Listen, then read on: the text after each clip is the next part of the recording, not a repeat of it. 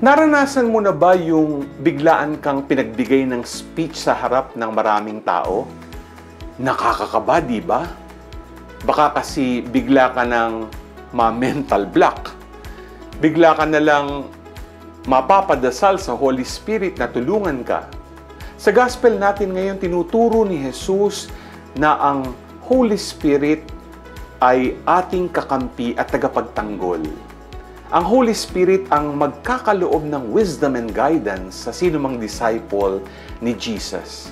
Sa kagipitan, siya ang ating ayuda.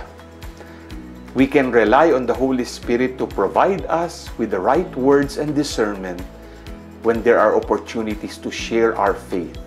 Kailangan lang natin ay willingness to be open kung saan man tayo dadalhin ng banal na Espiritu. Kapag binabahagi ang message ni Jesus, handa man tayo o hindi ay tiyak na gagabayan tayo ng Espiritu Santo kung magtitiwala tayo sa Kanya. Trust the Holy Spirit and embrace that He will teach you everything you need. G ka ba?